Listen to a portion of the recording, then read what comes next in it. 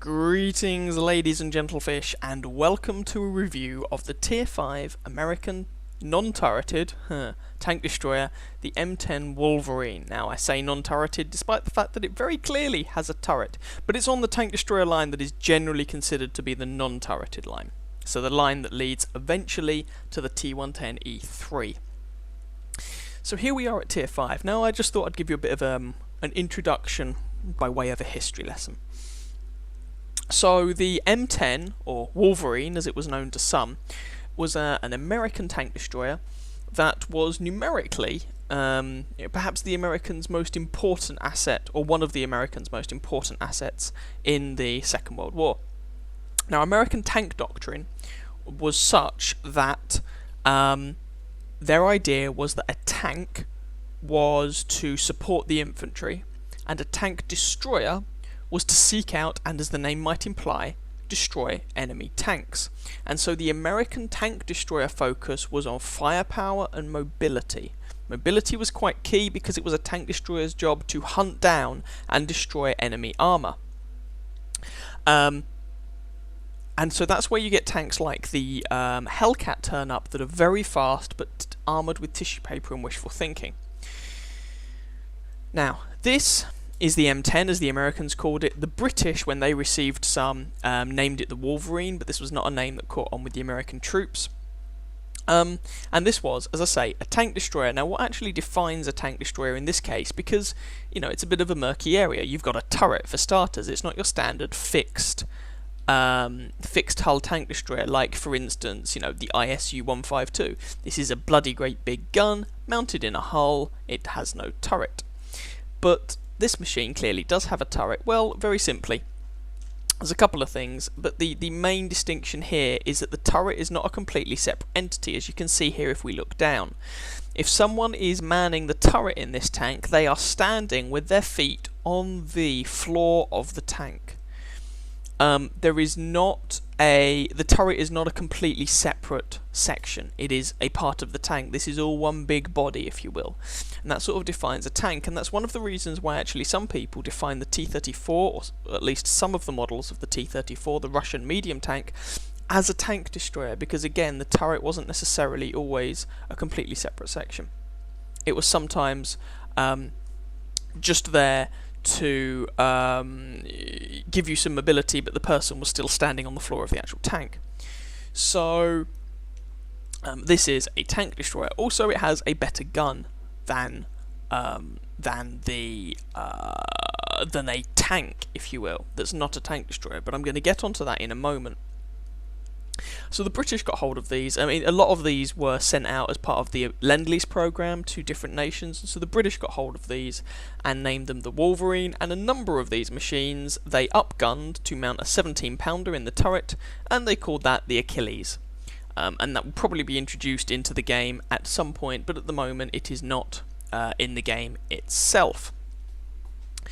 So, in terms of the game, what do we actually get? Well, you get 360 hit points, which is about par for the course for a Tier 5 tank destroyer, but 420 horsepower on a, well, let's call it a 30-ton tank for want of something better. It means that the power to weight ratio on this tank is not too bad. With a speed limit of 40 kilometers a second, you know, it can move around. It's not the fastest machine in the world, but you have enough mobility to make it work. Your traverse speed is 30 degrees per second, which is not too bad, but your turret traverse is 16 degrees per second, and this is there because historically this turret was hand cranked. It was not powered.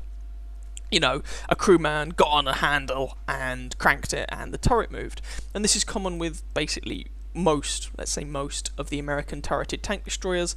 The turret is very slow to turn, which we'll get onto in a bit. The armour is, well, according to the numbers, 51 on the front of the hull, 57 on the front of the turret, and garbage everywhere else. But I'll talk more about that later. View range 370, which is alright for a Tier 5 tank destroyer, and kind of sets this tank apart in as much as if you look at machines such as, well, let's have a look at one, the Stug. There we go, 310 meters view range. let's have a look at the Su-85I 330. So a lot of these enclosed tank destroyers tend to have a really dodgy view range, and so actually 370 at tier 5 is pretty damn good. And it's an open top tank. You would expect it to have a pretty damn good view range. Signal range 615, none too shabby, and some gun stats that I'll talk about in just a moment. In fact, screw it, we'll talk about them now. There's a whole variety of different guns that you can get on this tank, but you will not use all of them. In fact, in my opinion, you use a very small subset of them. Well, I guess it depends. Alright, so let's just get them all up and see what we think. Now, once again, the reason that you're probably not going to be using all these guns, it's the same reason that you're not going to be using all the guns on a lot of tanks, is because some of them, I can't actually access the last gun there, some of them carry over from the previous tank. So, here we go. First off, we have the 3-inch anti-tank gun over here on the far left-hand side. This is the stock gun, and this is the gun that the Wolverine historically had, but most of the time. It's the gun that the machine was designed around, or was intended to have. But you're never going to use it because you have some common sense and you have unlocked better guns on other tanks. So I'm going to come back to and talk about this gun in a minute later on, when I do a bit of a comparison, but I'm not going to talk about it now because this is the worst gun on the tank and you're not going to use it. Ta-ra! So, when you get the tank, you are going to be left with an option of 2 different guns that you will have unlocked if you've got any sense at all on the tier 40 at tier 40? T40 at tier 4. I'll get my words out in a moment. So you've got this 105mm howitzer and the 76mm M1a1 anti-tank gun. I used the M1a1. You might prefer the 105 howitzer. It's up to you. I think you are better off with the 76mm gun most of the time because I think you will probably want to have the top 76mm gun on this, and that's closer in playstyle, but some people might prefer the howitzer. I mean, what is the howitzer? Well, it's your standard 105mm howitzer. Rate of fire is not great, but it's not terrible. 410 average damage with high explosive, 350 with heat, about 100 pen with heat, 53 with HE, terrible accuracy, good aim time. Okay, fine. If you want to use the derp gun, go and use the derp gun, by all means. The gun I used while grinding out a lot of this tank was this one, the M1a1 Gun. And this again carries over from the T40, and this is the gun I used on the T40. And it's your standard American 76mm gun. High rate of fire, 17.14 in this case, 128 pen, 115 average damage, accuracy is a little bit dubious, good aim time. If you want to load APCR ammunition, the penetration goes up to 177, and the average damage is about par for the course for a 75-76mm gun. And you can see the top gun, when you unlock it, the M1a2, is just a direct upgrade of that. Gives you a better rate of fire, same penetration and damage, slightly more accurate. So you get accuracy and rate of fire on the top gun over here, which is fairly nice. So this is the gun you really want to be using in my opinion, and this one to grind it out, unless you really have a massive thing for derp guns and want to fire heat at people.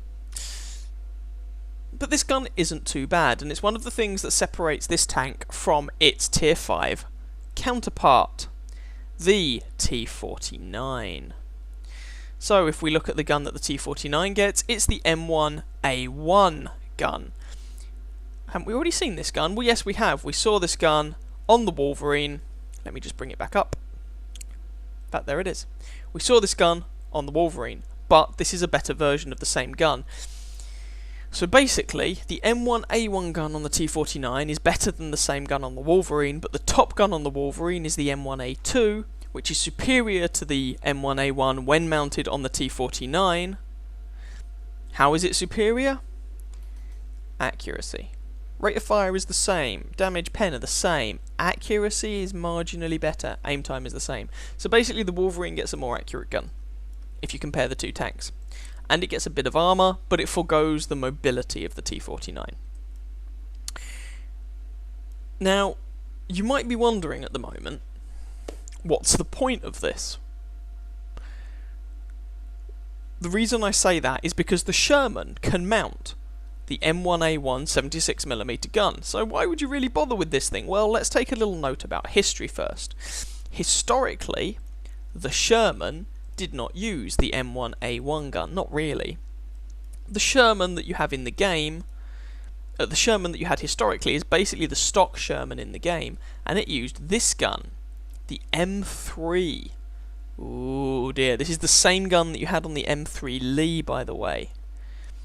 So this is the gun that the Sherman historically used, and the gun that the Wolverine was supposed to use was this 3-inch gun. And so you can see that, even just looking at the numbers, basically the 3-inch gun is a slightly larger caliber, and it gets slightly more penetration. Basically, it's a slightly better gun for killing tanks than the M3 gun on the Sherman. But if we're talking about its use in-game, then this is a more interesting question. What is the point of using the Wolverine over using the Sherman? Well, let's just take a look at the top gun on the M4 Sherman. Sorry for all this flicking around. Basically, the same gun, or a slightly better version of the same gun, when mounted on the Wolverine, fires faster, aims faster, and is more accurate. That's what you get for mounting it on a tank destroyer rather than a medium tank. Now, you forgo some flexibility with that, but that's the upgrade you get. The gun is better. So, yeah, fair enough. Okay, fine, we can work with that. So that's how this sets itself apart. It has a better gun than the Sherman, and it has more armour and a better gun than the T49. That's where this thing sits. It's an interesting sort of middle ground. It doesn't go to the extreme that the T49 does. It's actually a fairly comfortable machine to play, providing that you don't get too close to your opponents, because this thing has a 16 degree per second traverse speed. So, having said that, what about the grind on this tank? Well, it's not too bad, actually.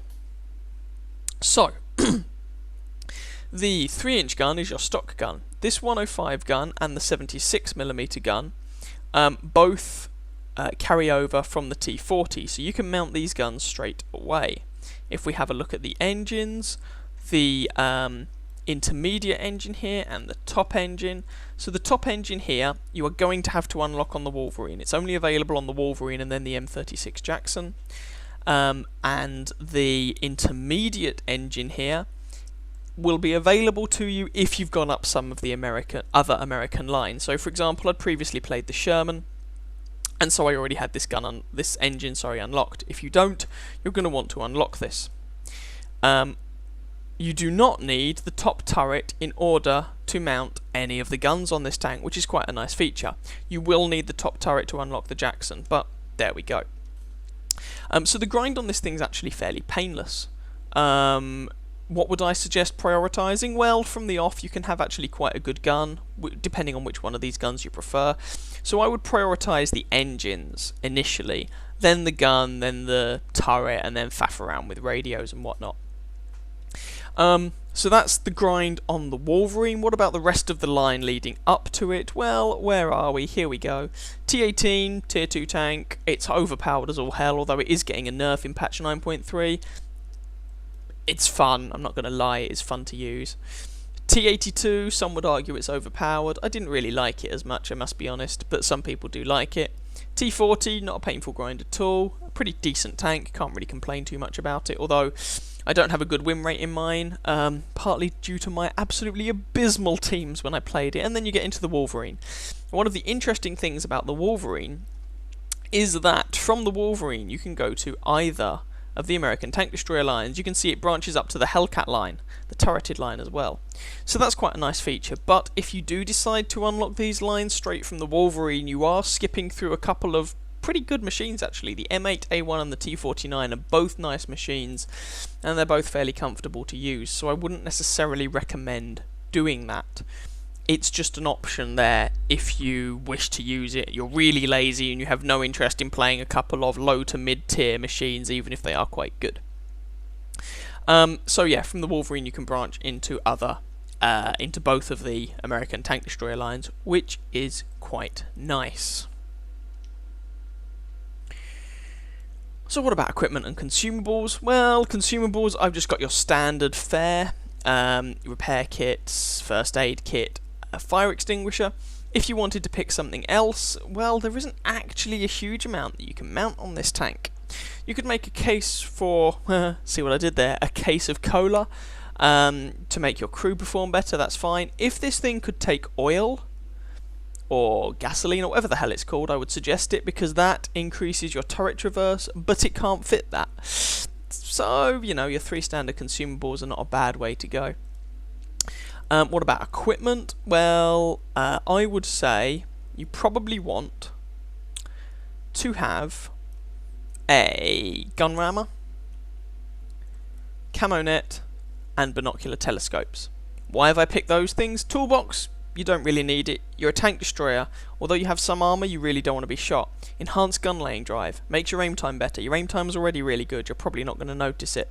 Coated optics is only better than binocular telescopes if you're going to be on the move much. You're not. I'll get onto that in a second, because you're a tank destroyer. Hence binocular telescopes. I'll come back to that, as I say, in just a moment. Medium spore liner, not going to save you. Don't bother. Enhanced vertical coils, don't bother. Ammo rack, never noticed any problems with it. Camo net, I would advise. The biggest advantage of the American tank destroyers over a lot of their counterparts is the turret. Having the turret does not mean that you should pretend you're a medium tank and get into a brawl. It allows you to bring your gun to bear on a new target without moving your hull. That means that you maintain your stationary camo value, you maintain the bonus from any camo net, and you maintain the bonus from binocular telescopes. Thus, gun rammer, binocular telescopes, and camo net. Because this is an open-topped machine, you can't use improved vents. Worth noting. But they're the 3 bits of kit I would take on it. I used my standard grinding equipment on this, but they're the 3 pieces of kit I would advise taking on this machine. What about crew skills? Well, this is going to be nothing sensational. I would suggest 6th sense on your commander and camo on everybody else. Basically, if you wish to keep this, that would be my advice. I think I've prattled on about this probably more than long enough. So let's just go and take a look at the armour scheme, and then we'll jump into a couple of bits of gameplay. So let's have a look at the Wolverine in Tank Inspector. Now, I just want to mention before I go into the armour scheme that this tank has 10 degrees of gun depression. You can tell it's American, which is a really nice feature to have, and means that you can use this tank's interesting armour profile, we'll call it interesting, to bounce shots a nice amount of the time. And it also means that you can take shots while exposing as little of your tank as possible and whatnot. So let's talk about the armour scheme. Now, the armour on this tank is very much don't believe the numbers. The numbers aren't technically wrong, but they really don't tell the whole story, and this is good for you as a Wolverine driver. Because actually, the armour on this thing is probably better than the numbers would have you believe. So let's get the trivial bits out of the way. Rear hull armour, 19mm. There's a strip here that has spaced armour on it, giving you an equivalent thickness of 46mm. So some really low tanks might bounce you on the bum here, but that's basically an auto pen. That's gonna pen. Side armour, very similar shtick. This is 21, effective with that little bit of sloping going on. This is spaced, bumping you up to an impressive 85, and with the tracks you can get some interesting armour zones here. But any shots into this region just going to go straight through. Turret. Well, if you look at the turret, it's actually got this overhang. So if you shoot at the turret, what you've actually got is 25mm, well 29 there effective, and suddenly that shoots up with that bit of spaced armour, and some funky angles mean that you could get the odd bounce here and the odd auto bounce angle. Side armour of the turret, garbage, 25mm. So basically your only real armour is on the front. So let's talk about that, shall we? Let's start off with the hull. Now on paper the hull is 51mm thick. Oh look, 51mm thick. But it's sloped, making that 72mm thick. You've got gun depression. If you can use that gun depression, you can get 80, you could probably get up to 85 to 90mm of effective armour on that upper glacis, which is actually not too shabby, and you could use that to bounce some lower tiers, so bounce some tier 3s or 4s in particular. This lower part, don't shoot at it. Do not shoot at the lower plate, quote unquote, on this tank. It is 114mm thick. Yeah. The garage didn't tell you that, did it? 114. It's just not worth it. You know, there are tier 7s that could bounce on this.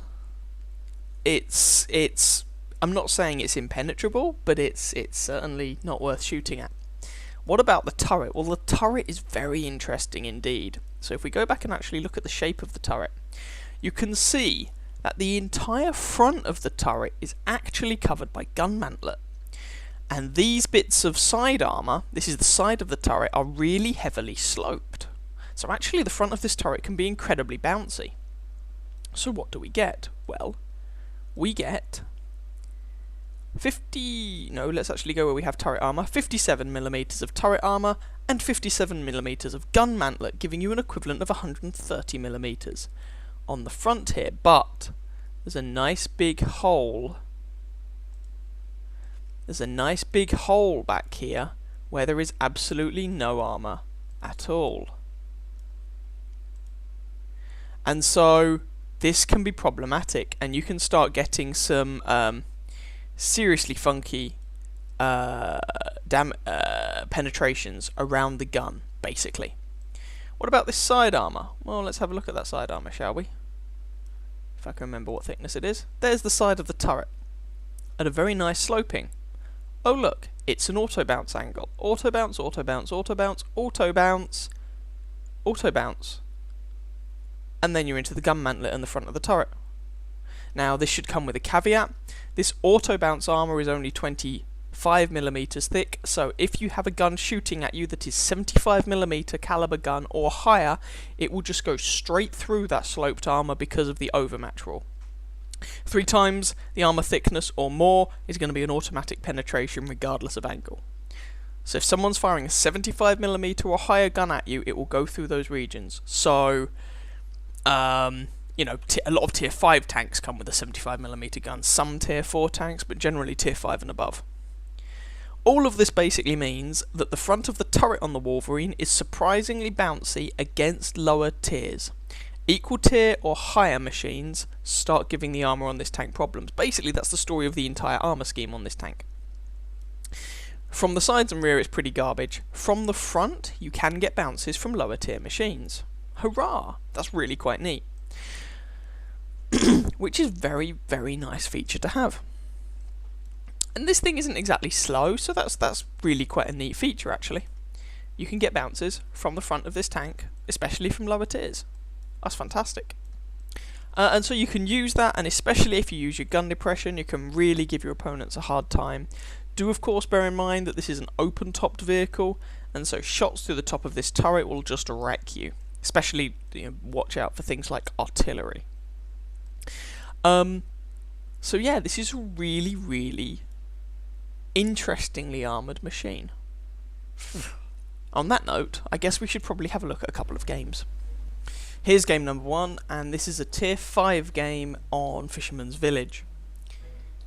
And I'm not showing this because it's going to be an outstanding display of how to play the Wolverine, but more because it will highlight one of the limitations of this machine, and one of the things you should be careful not to do.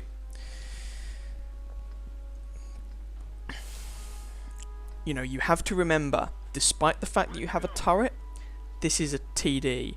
This is not a medium tank. This will hopefully ram that point home. So, I'm going to go over to the left-hand side because I'm a TD. I don't have the armour to tangle with heavies in the city, although having said that, the enemy team doesn't have any heavies. They have quite a lot of TDs, 3 artillery, a light tank and 4 mediums. Either way, you know, an M4, an M7, whatever, they can make a horrible mess of me. And going up to the bushes allows me to use my view range, it allows me to use the camo mechanics, etc, etc, to try and not get shot at. Although this thing does have some armour, it's not the sort of armour that you want to be relying on as your first recourse. It's kind of a last resort thing. You can make it work if you really have to, but you try not to. So you can see that while this is the less mobile of the two Tier 5 American tank destroyers, it doesn't mean it's slow. I mean, we're doing 35 kph at the moment, which is not too shabby. And we're just trying to get ourselves into a position where we can support, well, initially this rather aggressive Su-85 driver.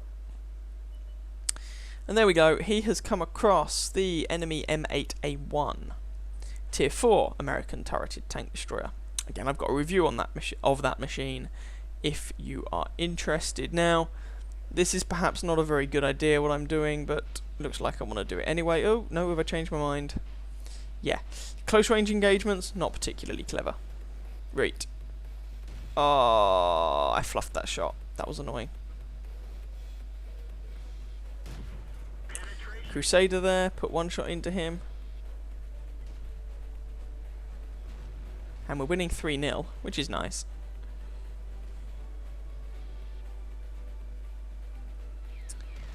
We've got another TD come up here. I mean, there are quite a few TDs on each team, in particular the enemy team.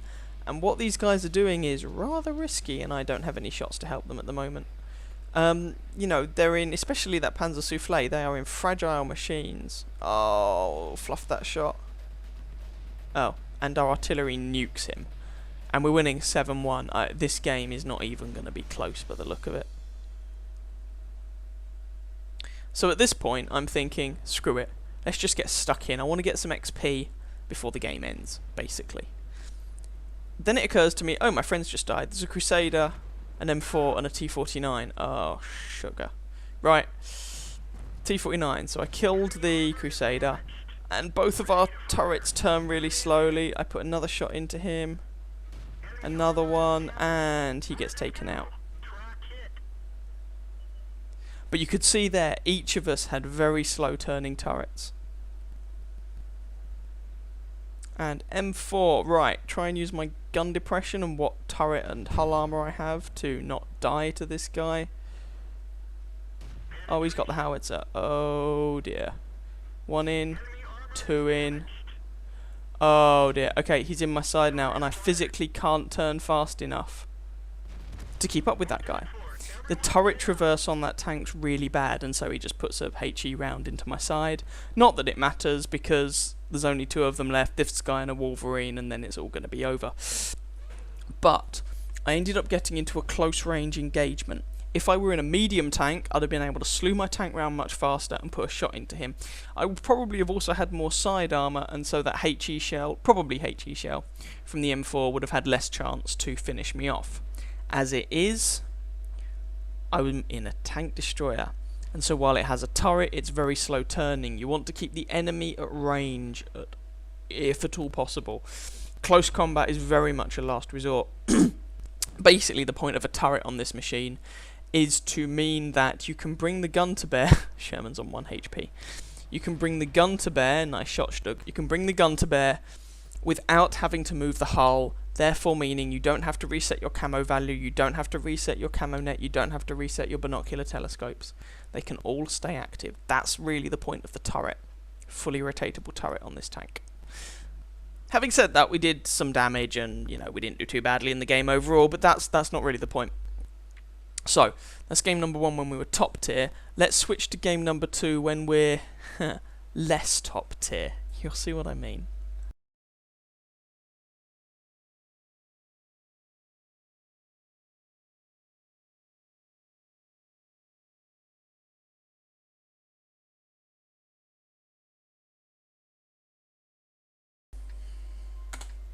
Here's game number 2, and you can see that we're bottom tier. Okay, fair enough, but you might also notice that this is a tier 8 game. Now, this game requires a little bit of context. So usually I will show you a bottom tier game and a top tier game in a tank to give you a feel for how it performs in each setup. I was platooned up with some guys here, Blaze and Wagged, and I hadn't noticed when I jumped into this platoon that Wagged jumped into a Hellcat. He didn't, I don't think, have a tier 5, but I'd forgotten that at the time. And as a result, this is technically a fail platoon. We have 2 Wolverines that are tier 5 machines that would never ordinarily see Tier 8 games and Tier 8 tanks. The Wolverine should never be shooting at IS-3s, KV-4s, Tiger 2s, Centurions, Lervas, Indian Panzers. I mean, what the hell? But this means that the game you are going to see is worse than any game that you, if you have any common sense, will ever get into in this tank, in terms of the matchmaking. Also note, I have 5 rounds of APCR ammo. They're going to be useful. So, we are on the Northwest map. Is it Northwest? I think it's called Northwest. I do lose track sometimes. And as I said, this is a Tier 8 game.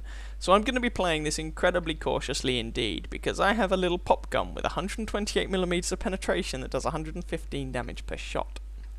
This is going to be interesting. I'm still going to see what I can do, and I'm still going to try and do a good amount of damage. That's the plan. So, initially, I'm going up the right-hand side here. And Wagged and I think Blaze are both coming with me. And one of the things you can see there next to the Hellcat. The Hellcat is a much sleeker, meaner looking machine, I must be honest. But, you know, there we go. And the team seems to be spreading out okay, certainly nothing to be concerned about at the moment.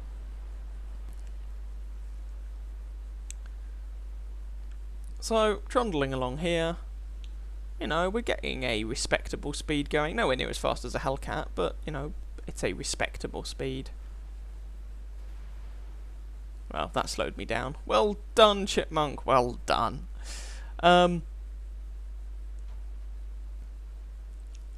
I don't know why the T-29's asking someone to kill him. And so, anyway, we, myself and Wagged, decide that we are going to have an overlook over this ridge. And Blaze has actually gone the other way, down with some heavy tanks.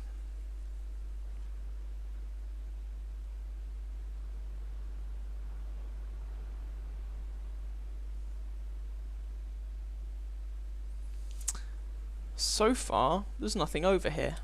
Oh, hang on. Tank destroyer to our right. There we go. SU-122-44. He can kill me in one shot. No, I'm not going to go and tangle with that guy. I'm just going to basically stay here. Now, Wagged has decided to move up. We've lost a T-29. They've lost a Tiger.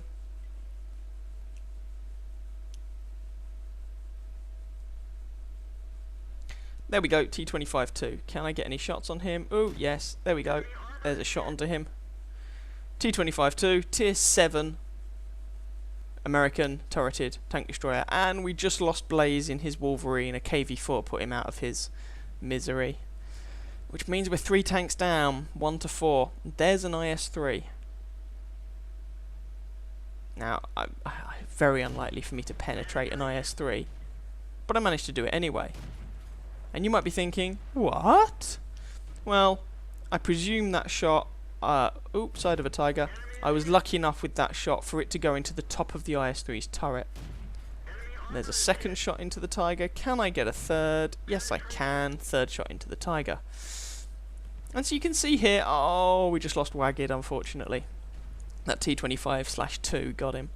But you can see here that we were able to do some damage. So, some shots into the side of the Tiger, and a shot through the top of the turret on the IS-3. All that using regular armor-piercing ammunition with this 76mm gun that you get on the Easy 8 Sherman. You know. Just the tank destroyer variant of it. So we've managed to pull it back to 3.5, 3.6, and the base is looking a little bit dodgy. So I head back to it. Oh, any shots? Any shots? No, they're all on the low ground. I'll notice in a sec that they're all in the low ground. So I decided to head back to base. We are currently losing 3-7, by the way. And of course, one of the tanks on our team is me, a tier 5 that should never even be here. So, heading back, there's a whole bunch of bad guys over there. Tiger manages to take out their SU-152 to make it 4-7, so we trail by 3 tanks. ISU 152 makes that trailing by 2 tanks. Tiger 2 makes that trailing by 1 tank. And so our team pulled this back. I mean, you are never going to carry a tier 8 game in a Wolverine, but you might be able to do some good. IS3 here, having a fight with a Tiger, so can I help the IS3 out? Shot into his side, nope. IS3 has spaced side armor. Another one, bounces. Next shot, tracks him. Screw it, I'm switching to APCR. Pen. And the APCR ammunition here has 177 penetration. Now the IS3 is quite blind, so I'm not actually sure if he exactly knows where I am. Clearly he knows someone up here is putting shots into his side, but he doesn't necessarily know quite who. He just took a nice big hit to the face. There we go, I put another shot in and the Tiger 2 finishes him off. So I was able to help the Tiger 2 take him down. I switch back to armor piercing, and there we are. 1 dead IS3. So it doesn't look like any other targets are going to present themselves at the moment, and so I'm thinking, do I go forward or not? That Tiger 2 could probably do with some help. I am soft and squishy, but I'm not helping him where I currently am. Although that Tiger 2, the enemy Tiger 2 that is moving up, they just lost their Lerva to our King Tiger. VK's moving up as well. ISU's moving up. And I'm thinking at the moment, we could still do this. This is not lost. Oh, SU-8. Artillery piece. There we go. Soft squishy target, and I managed to take him out. Goodness knows what that artillery was thinking. But whatever it was not a good idea. And suddenly, we're winning 11-10. They have remaining a Lerva, Centurion, and 2 T-25/2s.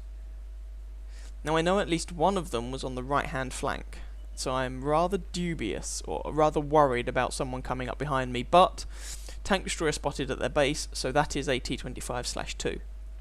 There's a Lerva down there, and there's the Centurion over here, so basically I decide now's the time to move up. I'm not achieving anything where I am, so let's move forward and try and help these guys as much as I can. And as we've established, despite the fact that I'm in a tier 5 machine, I can provide some assistance. Indian Panzer takes out their T-25, or one of them, which means we're currently winning by 2 kills. But a couple of our tanks are on very low health, and I'm a tier 5 tank destroyer. I start on very low health. So we can't get too complacent here. So what I'm trying to do at the moment is flank around to come up behind this Centurion. That's the plan. And here's the thing, so the Wolverine's not slow, but if I were in the T-49, I could have done this already. I'd have been much further up and I'd have been much more likely to be able to do it. T-25-2, oh, that was a terrible shot. Oh, that one bounced. If I'd aimed those shots a bit better and been slightly luckier, I guess, I could have nailed that T-25. And, that would have been nice, but as it is, the VK takes out the T-25, and the Centurion is also down. That just leaves their Lerva. And the enemy team must be thinking, oh Jesus, we had this, how has it all gone so wrong? Lerva spotted. Somehow, I don't know how he didn't get spotted before now, but there we go. So I head all the way back to try and do something about him.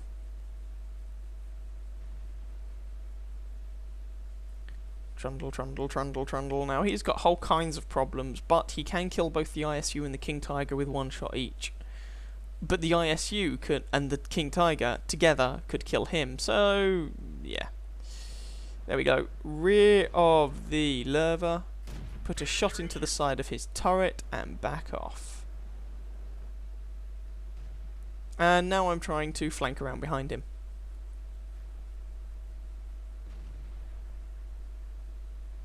See if I can get some side or rear shots.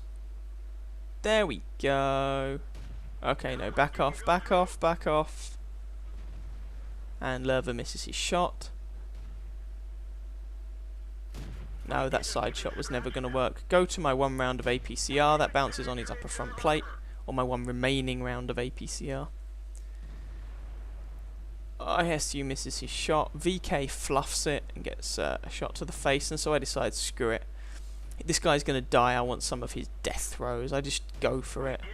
Bounce. Shot into his side. Oh, Indian Panzer kills him before I'm able to. Damn it. Ah, well, never mind. So, tier 8 game, and the only times I used premium ammunition was when I was shooting at tier 8 heavy tanks. So, let's imagine that it all downgraded to tier 7. I used premium ammo on the side of that IS-3. If it had been tier 7 and it had been an IS, I would not have needed a PCR to go through his side, and I fired one shot at the Lerva. If it had been a tier 7, the closest I can give you is that it would have been, I guess, either a Tiger if you want the tier 7 heavy, or if you want to stay premium, Panther, the Panther M10. And I probably wouldn't have needed that against the tier 7, but if I had fired it, it probably would have penetrated. So, you know, I managed to hold my own in a tier 8 game, which is saying something. This is not a bad tank at all. Yeah, I kind of like it. Now, I do not recommend you get yourself into a fail platoon and get dragged into tier 8 games. That is not a good idea. But I just wanted to demonstrate that if that does happen, it's only happened once with this tank for me. I mean, and it worked. I didn't do everything on my own. I couldn't possibly have done it all on my own, but it worked. So, let's jump back to the garage for some concluding remarks.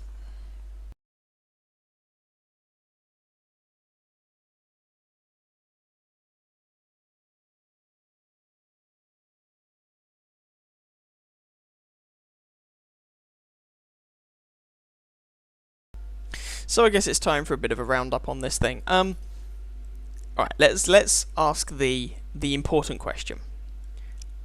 No. Is this a good machine? Yes. Is this a bad machine? No. Will this tank be to everybody's tastes?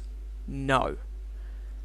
Should you play this or the T49? Well, it depends. I'm going to sit firmly on the fence and have a fence pole shove me up the bum.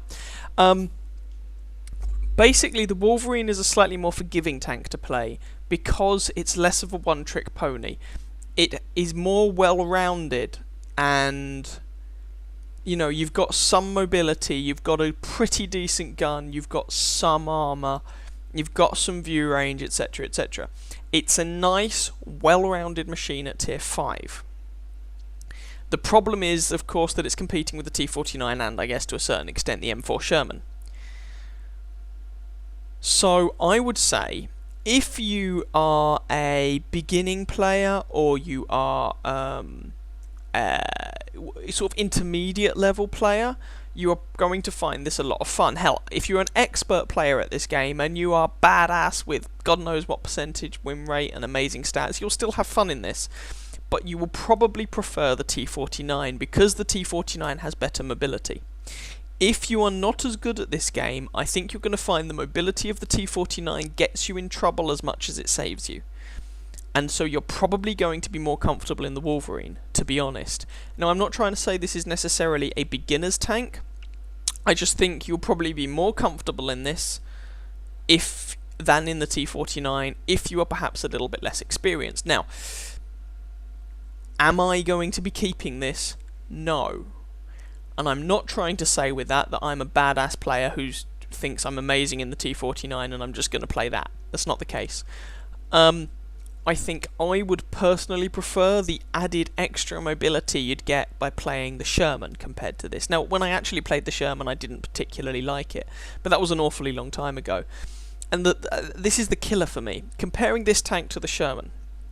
The Sherman is overall more mobile, especially because of that turret traverse. It has, okay, a worse gun, but it's still a pretty good gun. The Sherman has the same, if not possibly better, gun depression. It has comparable armor.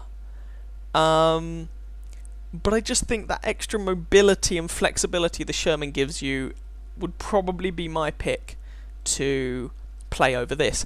Also, I've got quite a lot of tier 5 tanks, and so in order for me to keep a tank at tier 5, it really has to be special. It has to shout out and go, look at me, I'm amazing. And this is not a bad machine, but it hasn't really grabbed me like that, so I'm not going to be keeping it. It's kind of an emotional thing. In fact, if I were going to keep an American Tier 5 so far, it would be the T1 Heavy. I'd go and rebuy the T1 Heavy. I may still do that at some point. But I'm not trying to say this is a bad machine. It's not. And you can have a lot of fun in it. You really, really can. It can be a very dangerous machine. The one bit that might get slightly frustrating is that it's not a very accurate gun. It's more accurate than the T49 and the Shermans, but it's not very accurate, and so you may well bounce off people at longer ranges that you didn't want to bounce off. Yeah, but the gun depression and the turret do give you some more flexibility compared to other tank destroyers. It was a fun machine to play, and if the rest of this, if the rest of the American tank destroyers, or if at least some of the other American tank destroyers are even vaguely like this, then it won't be a painful grind. Now I know they're not all like this at all, but nonetheless, this was a fun machine to play. And I do recommend people going out to get it. I don't think you will regret that decision at all. So there we go. The American M10 Wolverine Tier 5 Tank Destroyer. I hope you guys enjoyed that review, possibly even found it vaguely informative. If you did, please feel free to catch some of my other videos and or subscribe to my channel, and I wish you very happy hunting on that battlefield. Ciao ciao.